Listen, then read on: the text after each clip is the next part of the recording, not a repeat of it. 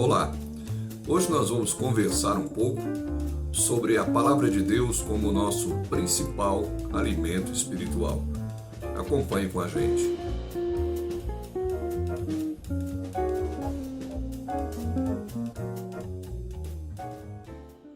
Para muitas pessoas, a Bíblia é um livro difícil, misterioso e muitas vezes amedrontador. Isso é fruto da falta de conhecimento da palavra de Deus. E esse problema pode ser resolvido de uma forma simples. Esse problema pode ser resolvido através de um estudo regular da palavra de Deus. Um estudo regular e sincero das Escrituras. Se você vem acompanhando os nossos vídeos e vem estudando a Bíblia, você provavelmente já tem alguma familiaridade com alguns textos da Bíblia. Então, aproveite para desenvolver o hábito do estudo bíblico diário e pessoal. Todo hábito é adquirido com a repetição.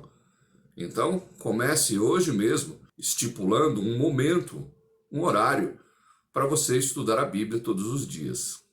Assim como o nosso organismo, o nosso corpo, precisa de alimento para se manter sadio, e sem alimento o nosso corpo adoece e pode até morrer, assim também é o nosso espírito. Deus providenciou o alimento espiritual para o nosso crescimento sadio. O alimento é a sua palavra. É através do estudo regular da Bíblia que nós vamos compreender melhor a vontade do Senhor, a vontade de Deus para as nossas vidas. É através desse estudo que nós vamos receber orientações seguras para a vivência diária por fé e para vitórias cotidianas. Veja o que diz a segunda carta que Paulo escreveu a Timóteo, no capítulo 3, versículos 16 e 17. Toda a Escritura é inspirada por Deus e útil para o ensino, para a repreensão, para a correção, para a educação na justiça, a fim de que o homem de Deus seja perfeito e perfeitamente habilitado para toda boa obra. Nesse texto, Paulo fala para Timóteo que a Bíblia é útil para ensinar, para repreender. Quando nós lemos, nós mesmos nos repreendemos através da palavra de Deus, somos repreendidos por atitudes, palavras e pensamentos que ainda praticamos. Paulo também fala que não só o ensino e a repreensão, mas também a Bíblia é útil para correção, para corrigir os nossos passos e para nos educar na justiça. O objetivo final desse aprendizado, desse estudo da palavra de Deus, você encontra aí no versículo 17. É para que o homem de Deus, a mulher de Deus, seja perfeito, seja perfeitamente habilitado para toda boa obra. É a Bíblia que nos capacita para fazer a obra de Deus. No capítulo 22 de Mateus tem uma história muito interessante. Alguns saduceus eram membros de uma seita religiosa, de uma seita judaica, fizeram um questionamento a Jesus sobre uma mulher que casou, o seu marido morreu, ela casou com o irmão e o irmão morreu, e ela casou com o outro irmão e assim sucessivamente. Eles queriam saber de quem ela seria mulher no céu. E eles falavam isso porque eles não acreditavam nem em ressurreição e nem em anjos. E Jesus dá uma resposta muito interessante em Mateus 22, versículo 29. Respondeu-lhes Jesus: Errais, não conhecendo as Escrituras, nem o poder de Deus. Errais, não conhecendo as Escrituras. Quando a gente não conhece a palavra de Deus, a gente erra, a gente formula conceitos errados, a gente formula teologia errada.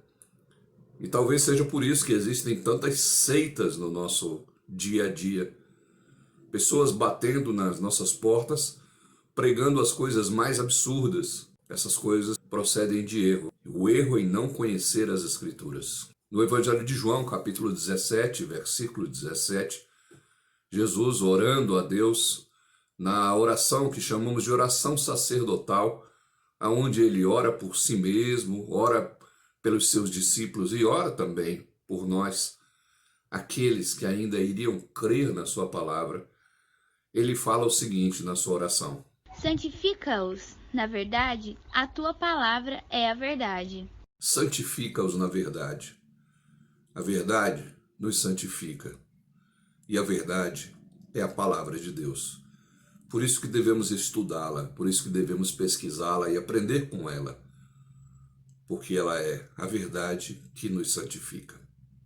Outro texto bem importante é o texto que fica em Hebreus, capítulo 4, versículo 12. Porque a palavra de Deus é viva e eficaz, e mais cortante do que qualquer espada de 2 gumes, e penetra até o ponto de dividir alma e espírito, juntas e medulas, e é apta para discernir os pensamentos e propósitos do coração.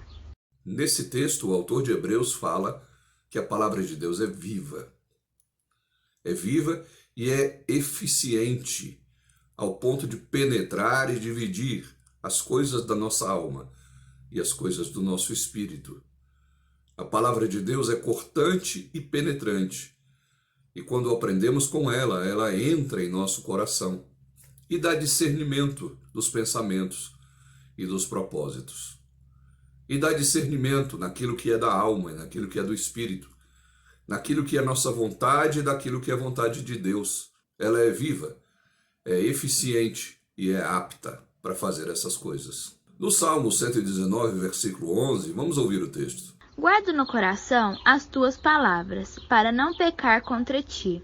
Ali está escrito que o salmista guardou no coração as palavras de Deus. O que significa guardar as palavras de Deus no coração? Significa absorvê-la de tal forma que ela passe a fazer parte da nossa vida. E o salmista diz que guarda essas palavras no coração exatamente para não pecar contra Deus. Aliás, o Salmo 119, que é um salmo que homenageia a palavra de Deus, escrito em língua hebraica, onde a primeira letra de cada grupo de 8 versículos corresponde a uma letra do alfabeto hebraico. Possui 8 vezes cada letra do alfabeto. Por isso ele é tão comprido, por isso ele é tão extenso. E como um salmo que busca homenagear a palavra de Deus, ele fala muitas coisas bonitas sobre a importância da palavra de Deus em nossas vidas. Veja o versículo 50. O que me consola na minha angústia é isso, que a tua palavra me vivifica. Nesse versículo, o salmista diz que a palavra de Deus vivifica, dá vida em forma de consolo na hora da angústia. Veja o versículo 28. A minha alma de tristeza verte lágrimas, fortalece-me segundo a tua palavra. Aqui o salmista fala que a palavra de Deus fortalece no momento de tristeza, no momento em que ele está em lágrimas. Veja também o versículo 9. De que maneira poderá o jovem guardar puro o seu caminho? Observando-o, segundo a tua palavra. O salmista diz que o jovem que observa a palavra de Deus terá o seu caminho puro. Olhando para a nossa juventude hoje, muitos pais desejariam que seus filhos tivessem caminhos puros, mas estão, neste momento, lutando exatamente contra isto, contra a impureza nos seus corações. Impureza que traz para dentro dos lares as drogas, os vícios, os problemas emocionais. Talvez esteja faltando educar os jovens à luz da palavra de Deus. Nos versículos 98 e 99, veja o que está escrito. Os teus mandamentos me fazem mais sábio que os meus inimigos, porque aqueles eu os tenho sempre comigo. Compreendo mais do que todos os meus mestres, porque medito nos teus testemunhos. Aqui o salmista fala de sabedoria diante dos inimigos, que as palavras de Deus o fazem mais sábio e o fazem compreender mais do que os seus mestres, porque ele medita nos testemunhos de Deus. E por fim, vamos ver o versículo 105. Lâmpada para os meus pés é a tua palavra, e luz para os meus caminhos.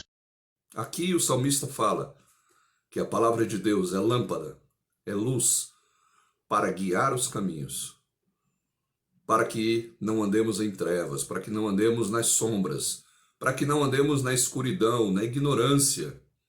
A palavra de Deus é lâmpada para os nossos pés, é luz para os nossos caminhos. Então, o nosso grande desafio, além de estudar a palavra de Deus, de meditar nela, de conhecê-la, de crescer no conhecimento dela, talvez seja aquilo que Tiago fala no seu livro. Vamos ouvir o versículo 22 de Tiago 1. Tornai-vos, pois, praticantes da palavra e não somente ouvintes, enganando-vos a vós mesmos.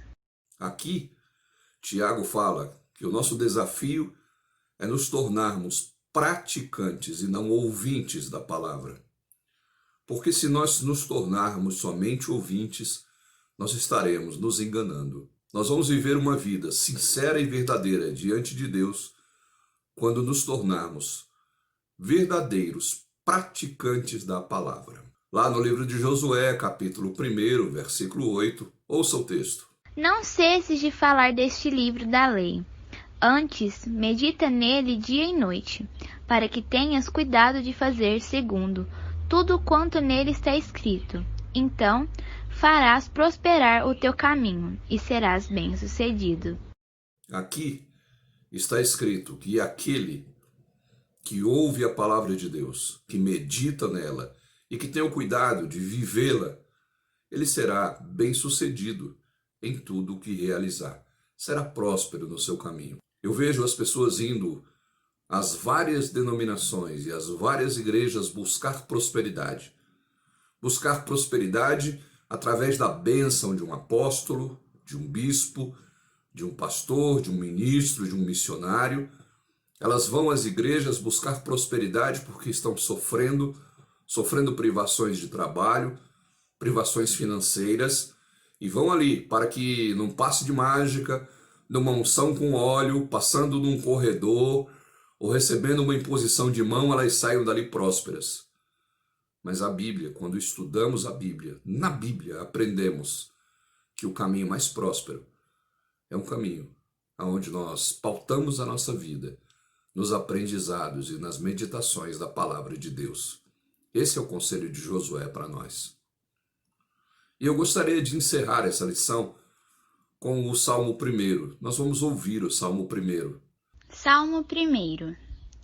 Bem-aventurado o homem que não anda no conselho dos ímpios, não se detém no caminho dos pecadores, nem se assenta na roda dos escarnecedores. Antes, o seu prazer está na lei do Senhor, e na sua lei medita de dia e de noite. Ele é como árvore, plantada junto à corrente de águas, que, no devido tempo, dá o seu fruto, e cuja folhagem não murcha, e tudo quanto ele faz será bem-sucedido. O Salmo 1 diz que aquele que medita na palavra do Senhor, que tem prazer em meditar na palavra do Senhor, é como uma árvore que é plantada junto à corrente de águas e que no devido tempo dá o seu fruto. Sua folhagem não murcha e tudo o que ele fizer será bem-sucedido. Assim, eu gostaria de encerrar convidando você a separar pelo menos meia hora por dia para ler a Bíblia. Faça isso todos os dias.